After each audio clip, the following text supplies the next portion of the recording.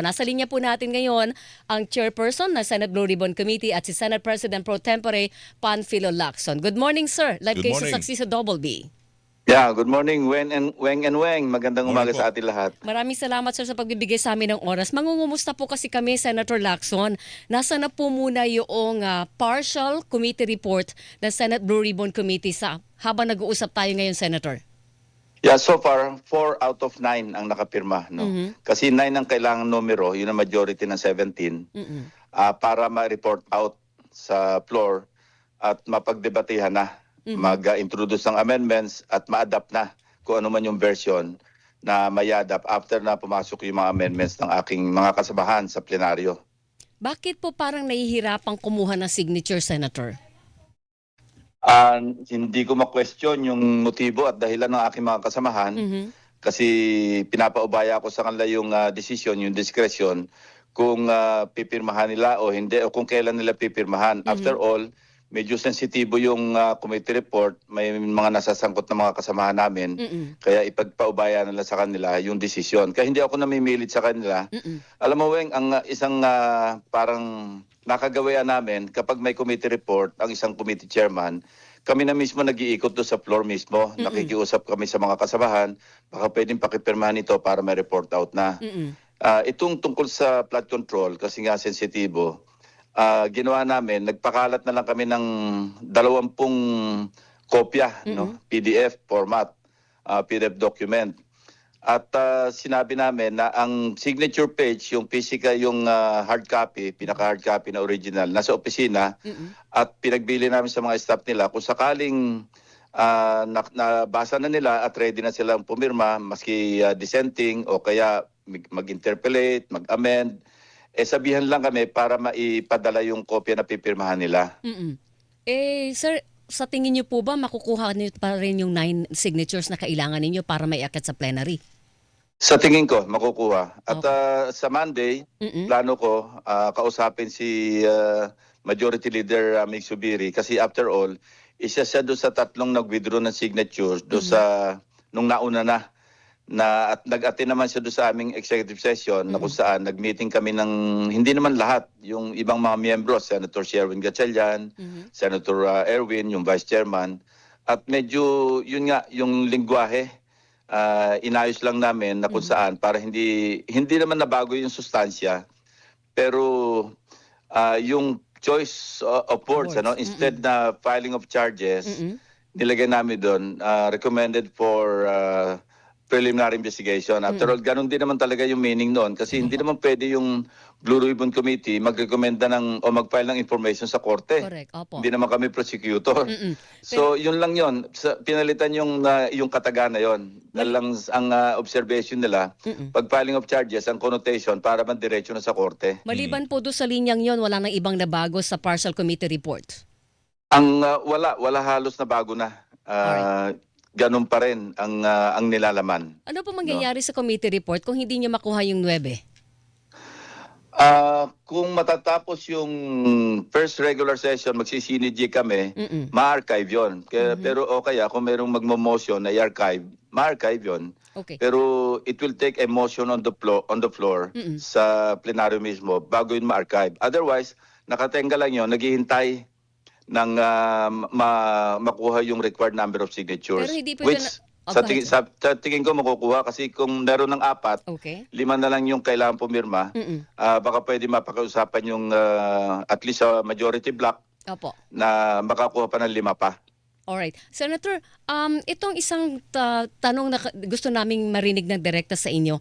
Ano po ang pumipigil sa Senate Blue Ribbon Committee para ipatawag yung 18 na di umano ay bodyguard ni dating Congressman Zaldico para mag-testify at panumpaan sa inyong komite yung kanilang mga sinabi doon sa kanilang affidavit? Kasi ang initial assessment, napaka-imposible yung logistical reality, nightmare eh. At saka yung impossibility, na hindi lang improbability, impossibility na maigalaw, ma-move yung 805 billion pesos. Ang Blue Ribbon Committee, ang intention nito, mag-expose ng truth, Opo. no? Makatulong sa legislation, at saka makapagrekomenda ng papailan ng kaso. Opo. Pero kung ang pupuntahan natin, mag-expose ng kabulaanan, hindi yun ang intention, hindi yun ang main objective ng Blue Ribbon Committee. Dahil kung malayo sa katotohanan, no, hindi talaga makatotohanan yung i-testify, Mm-mm. magmumukhang circus lang kami doon. At ang iniisip ko, kung mauwi sa mayroong mag-motion Mm-mm. na i-contempt at i-detain, baka magkaroon ng, alam mo na, baka mag-ignite no, Mhm. ng something. Iniwasan natin yung marami tayong winaway. Mhm. Sa initial assessment, ako mismo, no, personal, kasi I did my math. Opo. Napaka-obvious naman na hindi pwedeng mangyari na may deliver. Unang-una, yung availability ng cash, Mhm. no? Ang sabi nga ng Central Bank, 'di ba, sa buong 2024, ang perang in circulation kasama na yung coins, Opo. kasama na yung nasa mga bank vaults, Mm-mm. nasa mga 2.7 trillion lang. Mhm.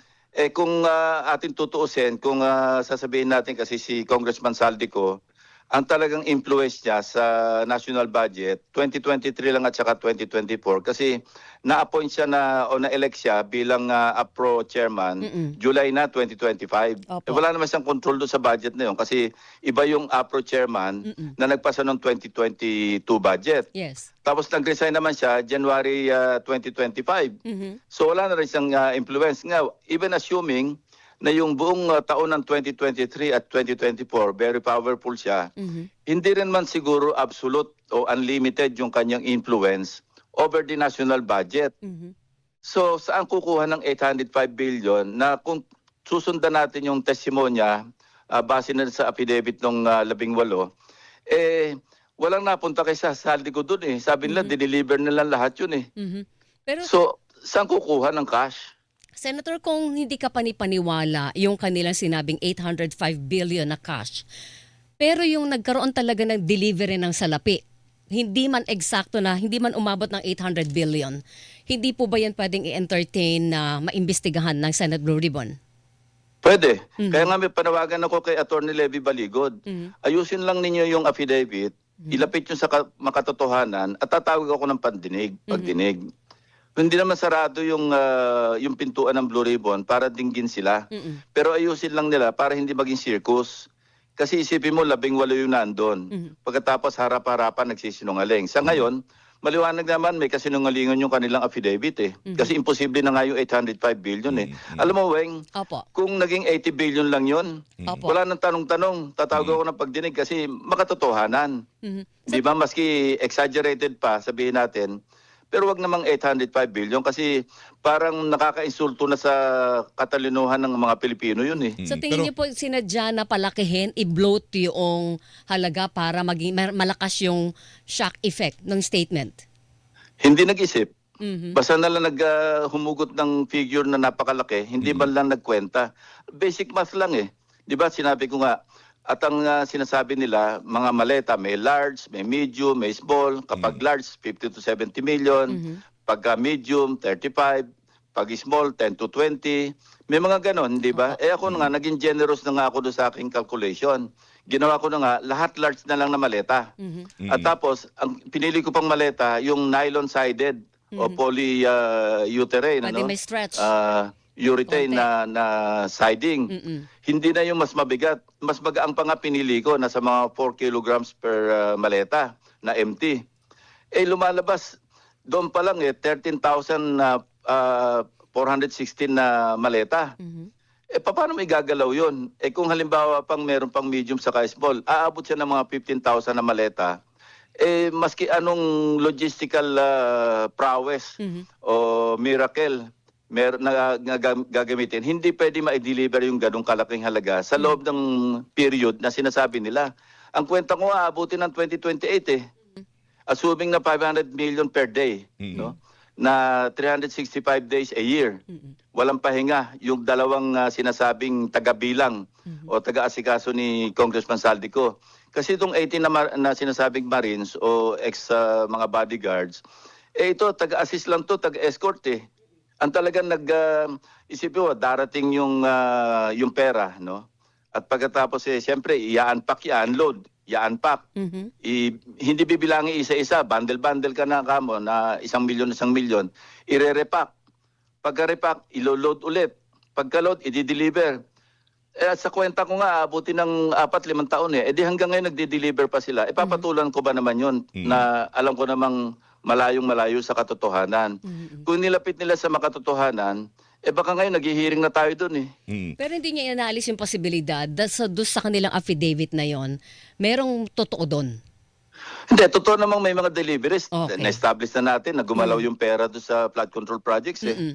Kaya nga may mga nasasakdal na ngayon dahil ang karamihan doon nanggaling na nga sa Blue Ribbon Committee hearings eh. Malaki na itulong namin.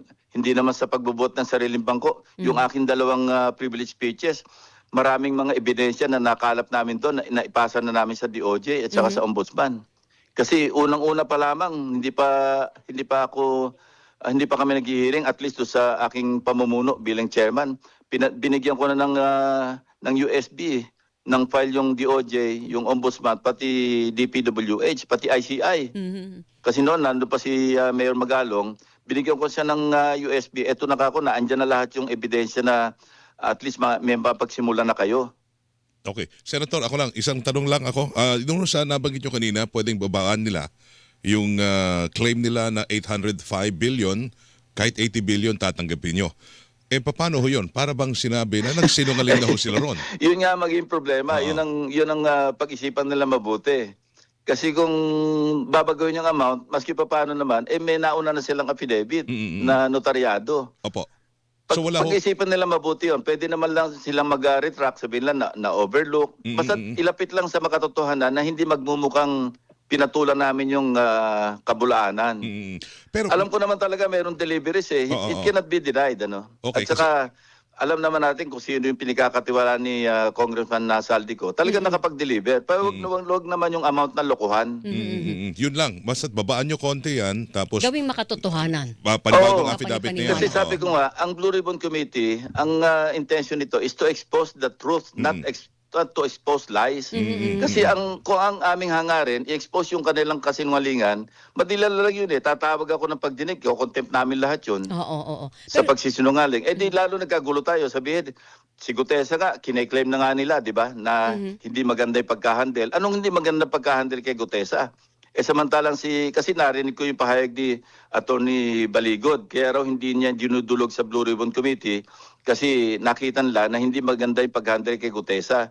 Ang hindi maganda pag-handle kay Gutesa, yung pag-handle ni Senator Marcoleta kasi mali yung kanilang script.